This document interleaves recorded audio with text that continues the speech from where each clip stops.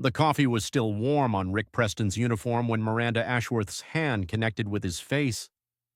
The slap echoed through the lobby of the Grandview Hotel like a gunshot, and every guest, every bellhop, every person within earshot turned to witness a man in a maintenance uniform standing perfectly still while a woman in a designer dress trembled with rage.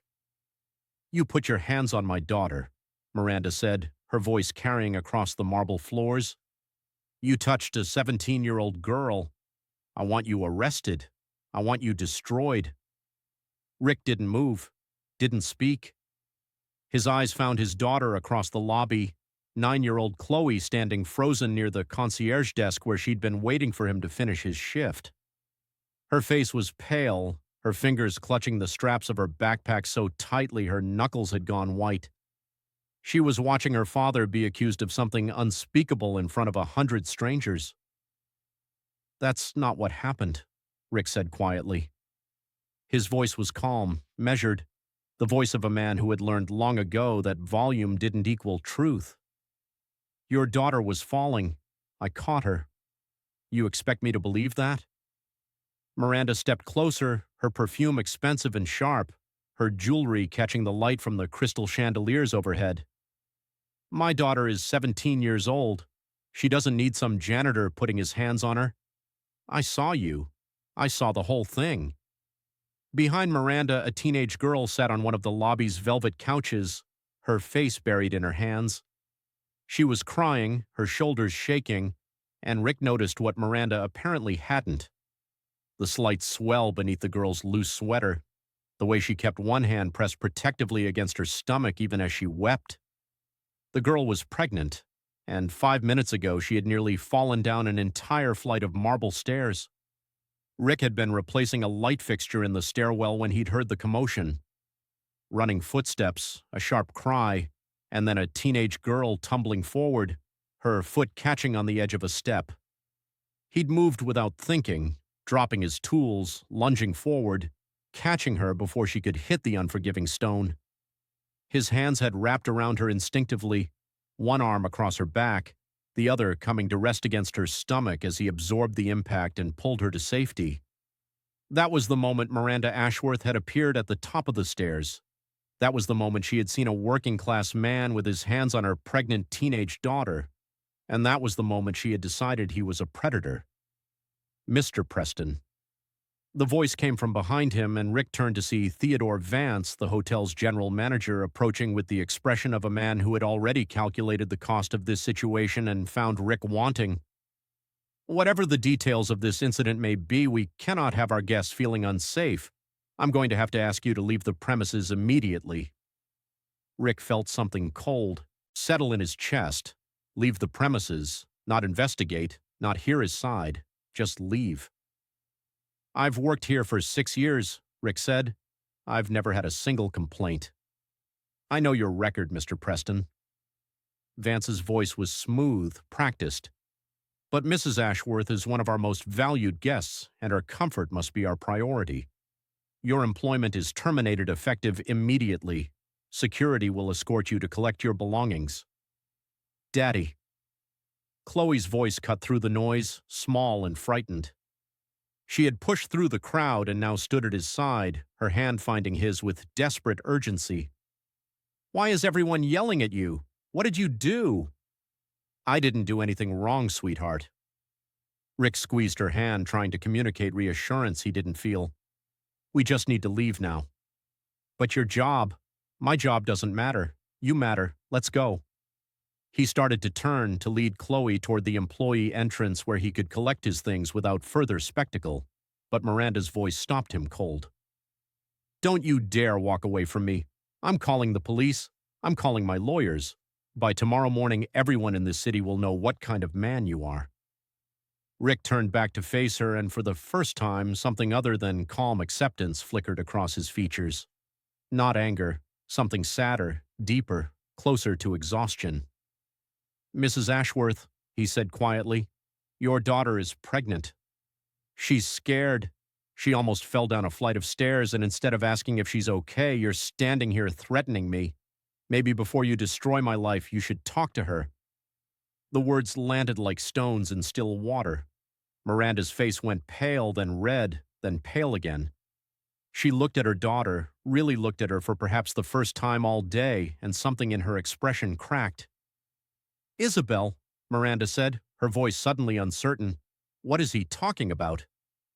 The girl on the couch looked up, mascara streaking her cheeks, and in that moment she looked far younger than 17, far more vulnerable, far more alone. "I was going to tell you, Mom. I was trying to find the right time. And then I felt dizzy on the stairs and I was falling and he caught me. He saved me. He saved both of us." The lobby fell silent. Every guest, every employee, every witness to this moment stood frozen as the truth rearranged itself before their eyes. Miranda Ashworth turned back to Rick, her mouth opening and closing, searching for words that didn't exist. But Rick was already walking away, Chloe's hand clutched in his own, leaving behind 6 years of steady employment, leaving behind his reputation, leaving behind any chance of a reference or severance or basic human dignity. The Grandview Hotel had been Rick Preston's salvation. 6 years ago, he had walked through its service entrance as a man with nothing.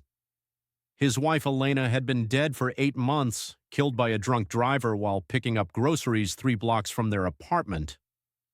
She had survived long enough to reach the hospital, long enough to squeeze his hand one final time, long enough to whisper, "Take care of our girl," before the internal bleeding took her. Chloe had been 3 years old. She'd asked for her mother every night for a year. Rick had held her through the nightmares, had learned to braid hair from YouTube tutorials, had figured out how to pack lunches and sign permission slips and explain death to a child who still believed in Santa Claus and the Tooth Fairy. He'd also had to figure out how to survive. Before Elena's death, Rick had been a paramedic. 10 years on an ambulance, 10 years running toward emergencies while everyone else ran away. He'd delivered babies in the backs of cars and performed CPR in living rooms and held the hands of people taking their last breaths. He'd been good at it. More than good. He'd loved it. But paramedic shifts were unpredictable, and single fatherhood demanded reliability. He couldn't leave Chloe with a sitter until midnight, couldn't miss her school plays because someone had a heart attack, couldn't be the father she needed while also being the paramedic the city needed, so he'd made a choice. He'd traded his uniform for coveralls, his stethoscope for a toolbox, his career for a maintenance position at the Grandview Hotel. The hours were steady. The work was honest. And he was always home by 6 to make dinner, check homework, and tuck his daughter into bed. The pay was less than half what he'd earned as a paramedic. Their apartment was small, their budget tight, their luxuries non-existent. But Chloe was healthy and happy and loved, and that was worth more than any salary. Rick had made peace with his choices. He'd stopped being a hero and started being a father, and he'd convinced himself those two things couldn't coexist. Now, walking out of the Grandview with his daughter's hand in his and his livelihood in ruins, he wondered if he'd been wrong about that too. Their apartment was on the 4th floor of a building with no elevator. Rick carried the box of his work belongings in one arm and held Chloe's hand with the other as they climbed the stairs in silence. She hadn't spoken since they'd left the hotel, and he could feel the questions building inside her like pressure in a pipe. He didn't know how to answer them. How do you explain to a 9-year-old that the world is unfair, that powerful people can destroy ordinary people with a word, that her father had just lost everything because he'd done the right thing? They reached their door and Rick fumbled for his keys with shaking hands. It wasn't until they were inside, until the door was closed behind them and the outside world was temporarily locked away, that Chloe finally spoke. "Daddy, why did that lady hit you?" Rick set down the box and knelt before his daughter, bringing himself to her eye level. She was so much like Elena. The same dark hair, the same questioning eyes, the same stubborn set to her jaw when she sensed something wasn't right. "Because she was scared and angry," he said carefully. "Sometimes when people are scared, they do things that aren't fair, but you didn't do anything bad." "I know. She doesn't believe you." Rick took a breath, searching for words that were honest without being devastating. "No, she doesn't. Not yet." But sometimes the truth takes a little while to come out. What if it doesn't? Then we'll be okay anyway. Chloe's lower lip trembled. But you don't have a job anymore. How will we eat? How will we live? We'll figure it out. Rick pulled her into a hug, feeling her small body shake against his. We always figure it out, remember? When the car broke down, we figured it out. When you needed braces, we figured it out. This is just another problem, and we'll solve it together. Like a team? Like the best team. He held her for a long moment, letting her cry against his shoulder, absorbing her fear so she wouldn't have to carry it alone. This was what fatherhood meant. Not protecting your child from every hardship, but showing them that hardships could be survived. That night, after Chloe had finally fallen asleep, Rick sat at the kitchen table with a calculator and a stack of bills. The math was brutal. His savings would cover rent for 2 months, maybe 3 if he stretched. After that, they would be in serious trouble. He'd need to find work quickly, but the hospitality industry in the city was small and interconnected. Word would spread about his termination, about the accusations. Even if he was never formally charged with anything, the Whisper Network would paint him as dangerous, unsuitable, a risk no hotel could afford to take. He could go back to paramedicine. The thought surfaced unbidden, and he pushed it down immediately. The shifts were too long, the hours too unpredictable. Chloe needed him present, especially now, especially after watching her father publicly humiliated and stripped of his dignity. He'd figure something out. He always did. But for the first time in years, Rick Preston wasn't sure he believed his own reassurances. The next morning brought a knock at the door. Rick was making breakfast, scrambled eggs and toast because that was what he could afford, and also what Chloe loved, when the sound echoed through the apartment. He wiped his hands on a dish towel and crossed to the door, half expecting a process server or a police officer or some other messenger of disaster. Instead, he found a man in a black suit standing in the hallway. The suit was expensive, impeccably tailored, the kind of clothing Rick had seen on hotel guests but never on anyone who had business at his door. The man was perhaps 60 years old, with silver hair and sharp eyes that seemed to assess Rick in a single glance. "Mr. Preston," the man said. His voice was calm, formal, utterly devoid of hostility. "My name is Harold Ashworth. I believe we need to talk." Rick's first instinct was to close the door. This was the father of the girl. He'd been accused of assaulting, the husband of the woman who had destroyed his career with a single slap and a flood of accusations. Whatever Harold Ashworth wanted, it couldn't be good. But something in the man's expression gave him pause. There was no anger there, no accusation, no righteous fury. There was something else entirely, something that looked almost like shame. "I'm not interested in being threatened, Mr. Ashworth. I've already been threatened. I've already lost my job. If you're here to pile on, you can save your breath." "I'm not here to threaten you," Harold said quietly. "I'm here to apologize." The words hung in the air between them, impossible and yet clearly sincere. Rick found himself stepping back, making room for this stranger to enter his home, too shocked to do anything else. Chloe appeared in the kitchen doorway, drawn by the voices. "Daddy? Who's that? A man who wants to talk to me." Rick gestured toward the living room's small couch. "Why don't you finish your breakfast, sweetheart? I'll be right there." She nodded uncertainly and retreated to the kitchen, though Rick knew she'd be listening. 9-year-olds had ears like radar dishes when it came to adult conversations.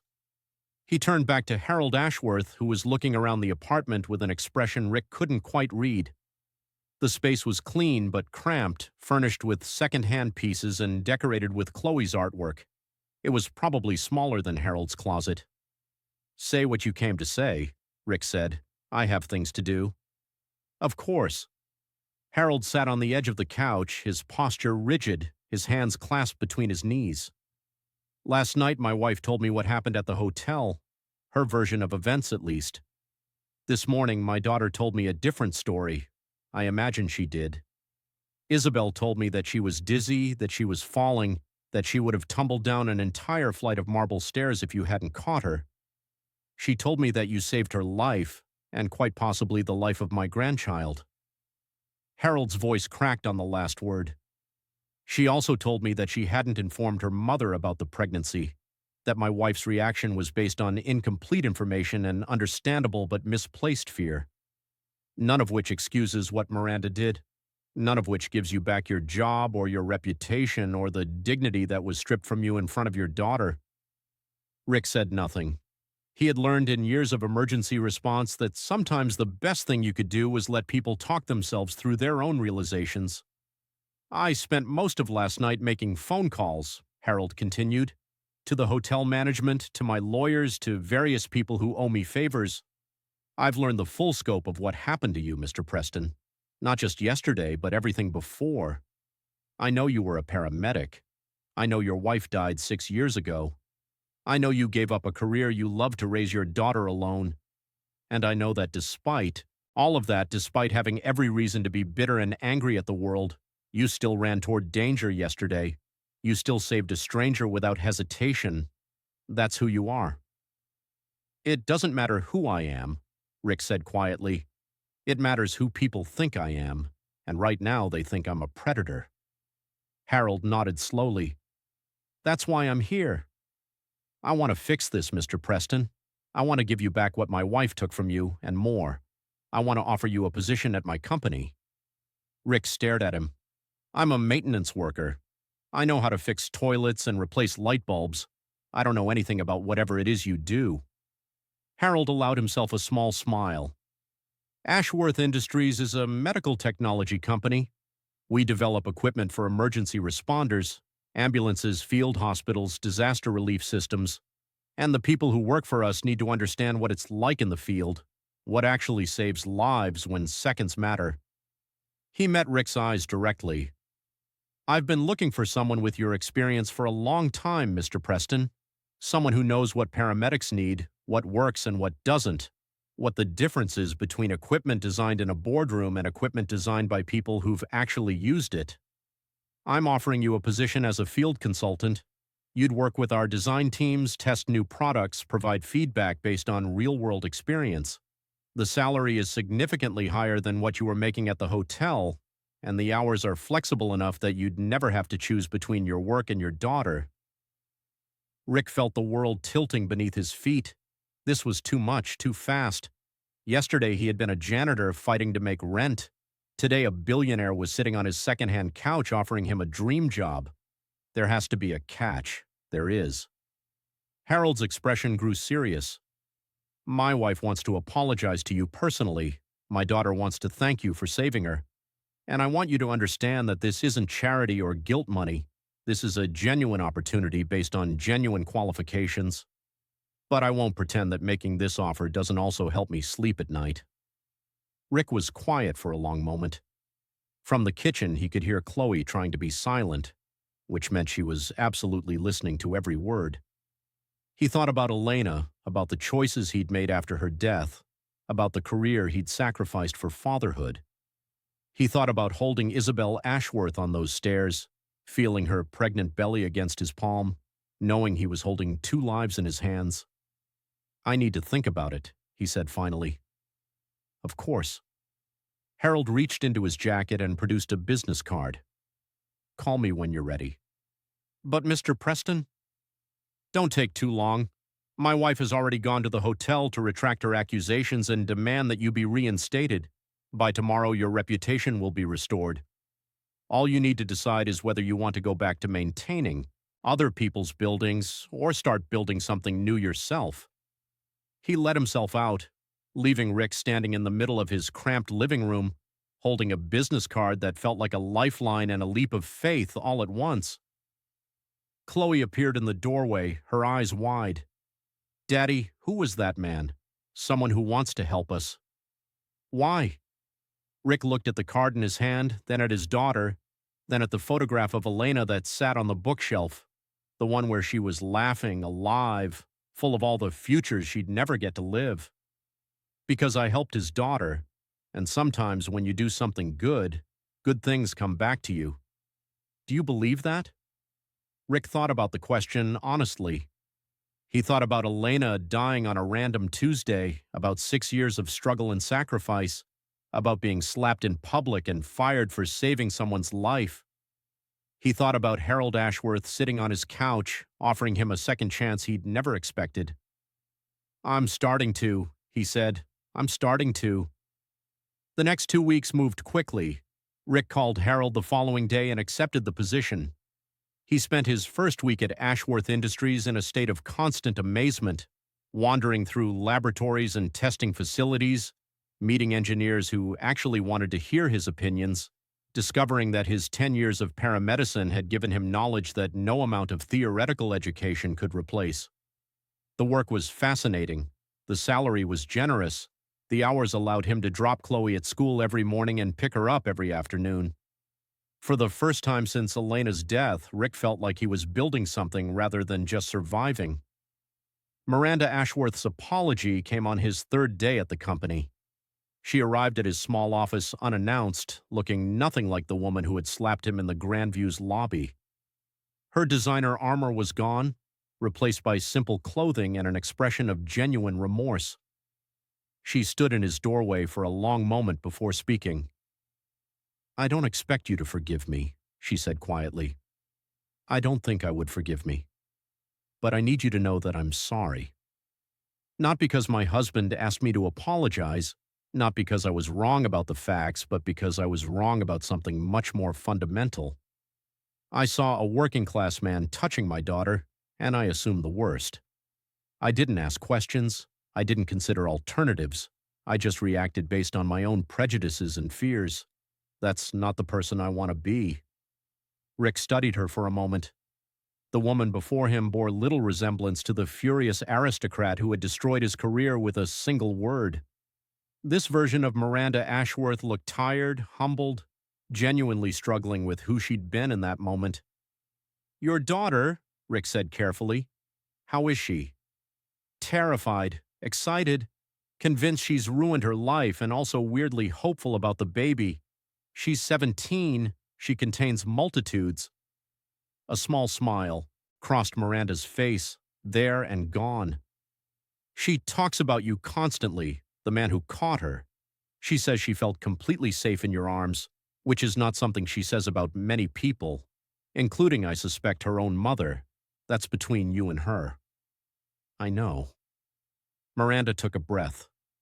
"My husband tells me you used to be a paramedic, that you gave it up to raise your daughter after your wife died."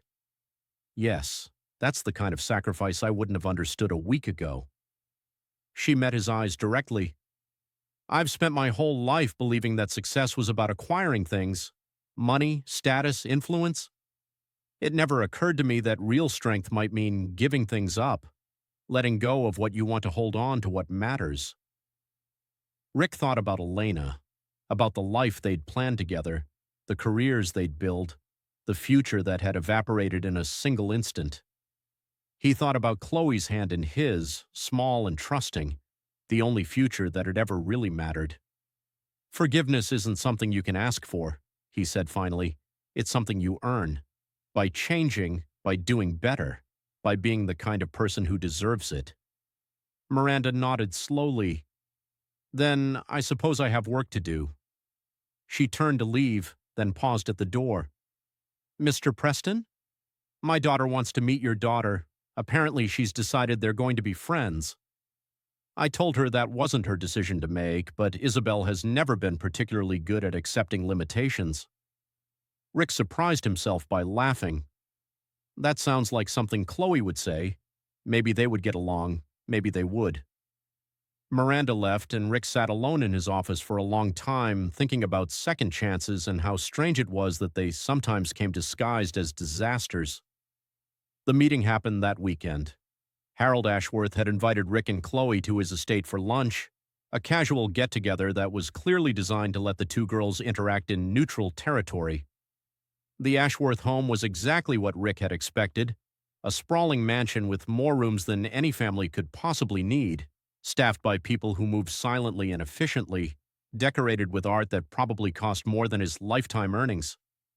Chloe's eyes went wide when they pulled up the driveway, her face pressed against the car window. "Daddy!" she whispered. "This house is bigger than our whole building." "I know, sweetheart. The people who live here are very rich. Are they nice?" Rick thought about Harold sitting on his second-hand couch, about Miranda standing in his doorway, humbled and apologetic, about Isabelle, who he hadn't seen since the stairs, whose life he'd saved without hesitation or expectation of reward. "I think they're learning to be," he said. Isabelle was waiting for them on the front steps.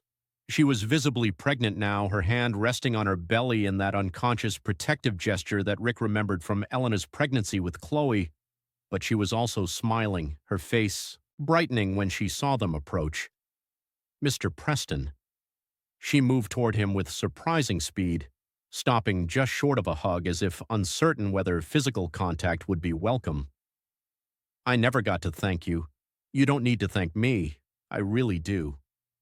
Isabel's eyes were wet, her voice trembling. "I was so scared. I felt myself falling, and I thought about the baby, and I thought I was going to lose everything. And then you were there. You just appeared out of nowhere and caught me like it was nothing. I was in the right place at the right time. That's all." "No, it's more than that. My mom told me about your wife, about how you used to save people for a living. You didn't stop being that person just because you changed jobs. You're still a hero. You're just a hero who fixes toilets now." Rick felt his throat tighten. He thought about all the times he'd told himself he wasn't a hero anymore, that he'd traded that identity for fatherhood, that the two things couldn't coexist. Maybe he'd been wrong about that. "This is Chloe," he said, gently pushing his daughter forward. "She wanted to meet you." Chloe looked up at Isabelle with the frank assessment that only children could manage. "You're going to have a baby." "I am." Chloe considered this. "I don't have a mom. My mom died when I was little." Isabelle's expression softened. "I know. I'm really sorry about that. It's okay. I have my dad. He's really good at being both." Chloe paused, then added with characteristic directness, "Your baby is lucky. Even if things are scary right now, babies just need people who love them. Everything else is just stuff you figure out." Isabelle stared at the 9-year-old as if seeing something profound in her simple words. Then she laughed, a sound that was half sob and half genuine amusement. "How old are you?" 9? You're the wisest 9-year-old I've ever met."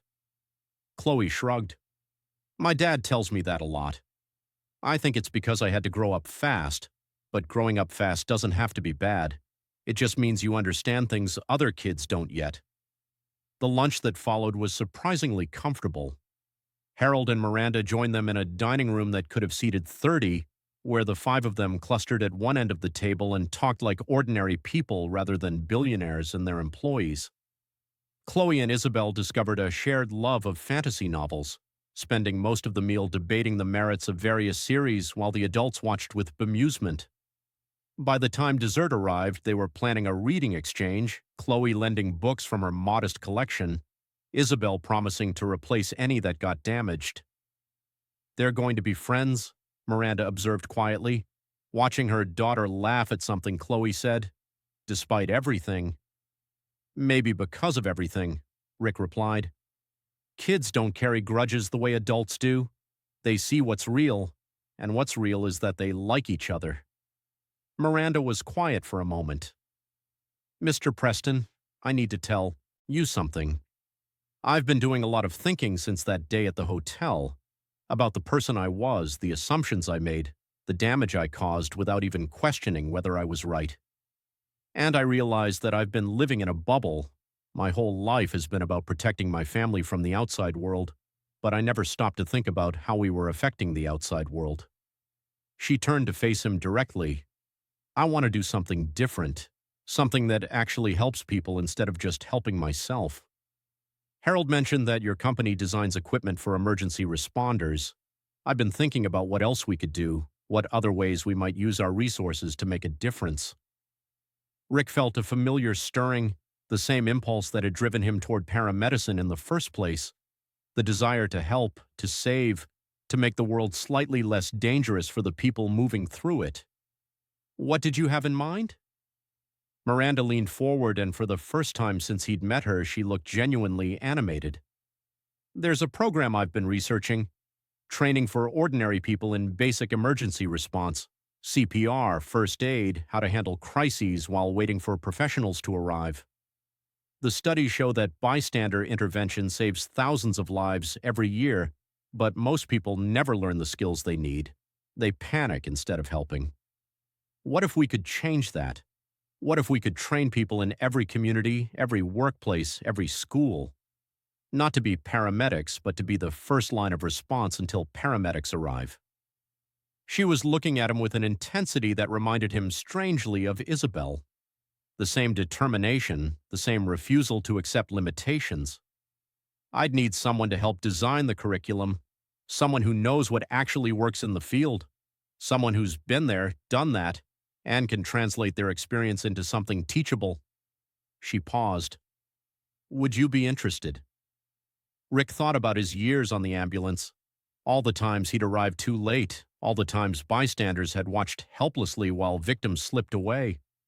He thought about what might have been different if someone at the scene had known what to do, if someone had been able to start CPR while waiting for the ambulance, if someone had kept a bleeding wound compressed until professionals could take over.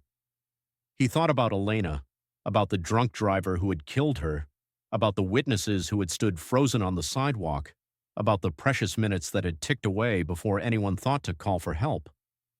"I'm very interested," he said. The program launched 6 months later. They called it First Response Initiative, and it was everything Miranda had envisioned and more. Rick worked with a team of medical professionals to develop a curriculum that was accessible, memorable, and practical. They created training videos, hands-on workshops, and certification programs that could be delivered in schools, community centers, and corporate offices. The first class had 12 students. Within a year, they had trained over 10,000. The program spread from city to city, state to state, powered by a combination of Ashworth money, corporate partnerships, and genuine public demand. Stories began emerging of lives saved by ordinary people who had learned basic skills through the initiative. A teacher who performed CPR on a student having a cardiac event. A bus driver who controlled bleeding from a car accident until paramedics arrived.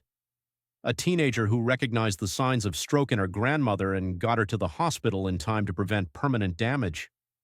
Rick became the public face of the program, not because he sought attention, but because he had a gift for explaining complex medical concepts in simple terms. He traveled to conferences and community events, telling his story, teaching his skills, inspiring others to believe that they could be heroes too. Chloe went with him sometimes, watching her father speak to crowds of people who hung on his every word. She was 11 now, growing into the sharp intelligence that had always been there, asking questions that made adults pause and reconsider their assumptions. She'd developed a particular interest in emergency medicine, devouring books about anatomy and first aid, practicing bandaging techniques on her stuffed animals.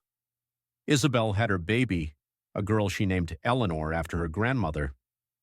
Chloe became an unofficial big sister, spending weekends at the Ashworth estate, reading to Eleanor, teaching her the alphabet, explaining with great seriousness that books were the most important thing in the world. The two families had become intertwined in ways none of them had expected. Miranda, transformed by her encounter with Rick, became a passionate advocate for community health initiatives. Harold expanded Ashworth Industries' charitable work, funding equipment donations to underprivileged hospitals and first responder training for rural communities. What had begun as a disaster, a slap in a hotel lobby and a life destroyed by false accusation, had become something remarkable, something healing, something that would ripple outward for generations. On the second anniversary of the First Response Initiative, they held a celebration at the Grandview Hotel. It was Harold's idea, a way of reclaiming the space where everything had begun, of transforming a site of humiliation into a symbol of redemption. Rick stood in the same lobby where Miranda had slapped him, where Chloe had watched with terrified eyes, where his career had ended and his new life had begun. The space was filled with people now, alumni of the program, corporate sponsors, media representatives documenting the occasion.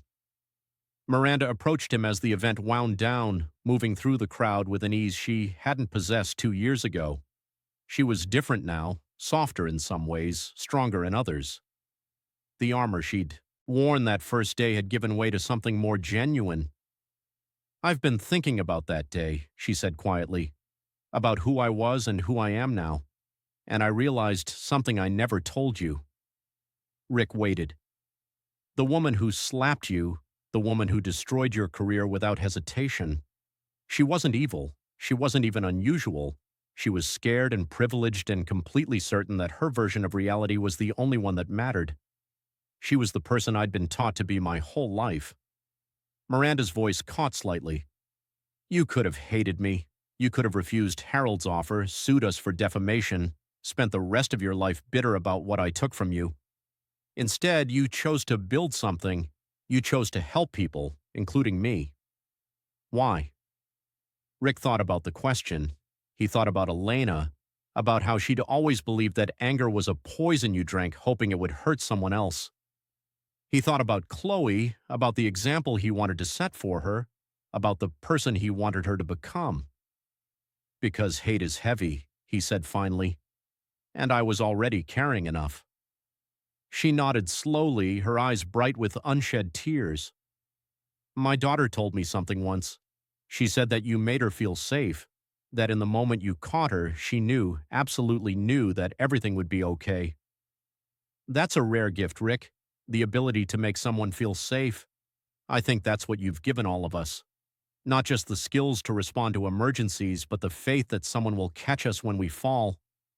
She reached out and took his hand, squeezing it briefly before letting go. "Thank you," she said, "for catching her, for catching all of us." Rick watched her walk away, rejoining her family where Harold stood with Isabelle and baby Eleanor. Chloe was there too, holding Eleanor on her hip with the natural confidence of a girl who'd been raised to care for others, pointing out something through the window that made the baby laugh. This was his family now, not just Chloe, but all of them. The Ashworths with their wealth and their wounds. The community they'd built together through the initiative. The strangers who'd learned to save lives because he'd taught them that they could.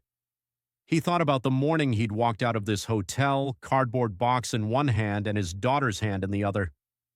He'd been so certain that his life was over, that nothing good could come from such devastating loss. But life had a way of surprising you. Disasters could become doorways, enemies could become family. And sometimes the worst moment of your life was really just the beginning of a story you hadn't known you were telling. "Daddy." Chloe appeared at his side, Eleanor still perched on her hip. "The baby is getting sleepy. Can we take her to the quiet room?" "Of course, sweetheart. Is she too heavy?" "No." Chloe shifted the baby with practiced ease. "I've got her. I know you do." Rick looked at his daughter, at the young woman she was becoming, at the compassion and capability that shone from her like light.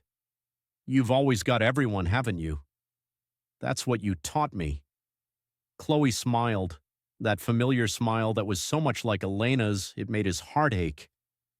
"You catch people when they fall. I just learned from watching you."